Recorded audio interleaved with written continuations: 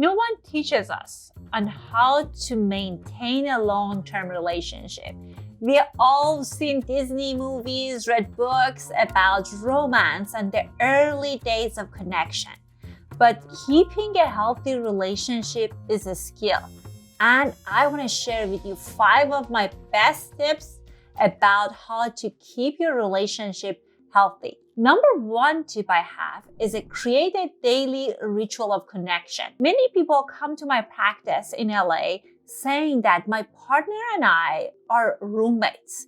We no longer have deep, connecting conversations. Most people start from the place of passion and excitement. You're curious about your partner and you want to learn more. But as we remain in the relationship, our curiosity fades and other stuff becomes a priority.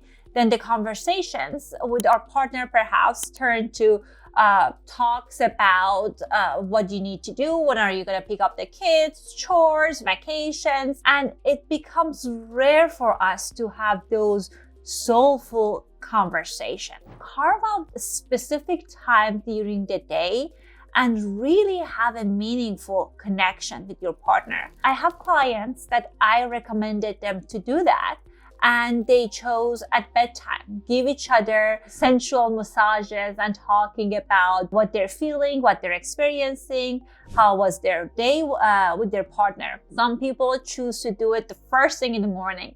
One of the couple that I work with, they watch sunrise every day together with a cup of coffee and talk about their goals and intention for that day. It doesn't matter what you do. What's important is for you to carve out that intentional time to be with your partner. Number 2, seduce your partner outside the bedroom. When people think about seduction, they think about the 5 minutes foreplay that happens right before intercourse. And they wonder then why our sex life is not exciting, why my partner is not as enthusiastic about sex. What's really important for you to build this erotic energy in your relationship by talking about things that are sexy and seductive, making suggestive moves to your partner, or sending them sexy texts to help them build up excitement. Trust me, your partner's dying to be seduced, and that really pays off in the bedroom. Number 3, invest in your relationship bank. I tell my client that our relationship is like a bank account. Due to everything that happens in life, when we are in a long-term relationship, we all gonna withdraw from that bank account. Withdrawal could be things like financial stress, issues with friends, work stress, all of those unpleasant interactions we have with our partner. Those are withdrawals from our bank account. What's really important, if you deposit connecting moments, intentional gestures in your relationship bank, when you have those tough moments, that will not impact your relationship long term. So talk to your partner. What are some of those deposits would look like for them? Because every person is different. Deposit for one person could be doing things of act of service, picking up their favorite meal, or could be like doing chores for them. For other person is about thoughtful gifts. There's no right or wrong answer, but it's really important for you to do the things that's meaningful for your partner. Number 4, figure out the recurrent pattern that leads to a problem and do something about it. Sometimes people come to my practice and they say that we have had having the same fights that we had in our 20s, in our 50s and our 60s. And their solution is that if my partner changes this, we will be great. But in reality, all of these things that are patterns that's unfolding in our relationship, and unless we learn and look at those patterns and change those patterns, things remain the same.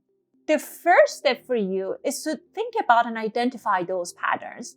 When you are in those tough moments with your partner, what are some of the patterns that you both are engaging in? When you kind of attack them, do they withdraw? When you give them a critical feedback, are they stonewall? So it's really important to identify the pattern and have that conversation with your partner.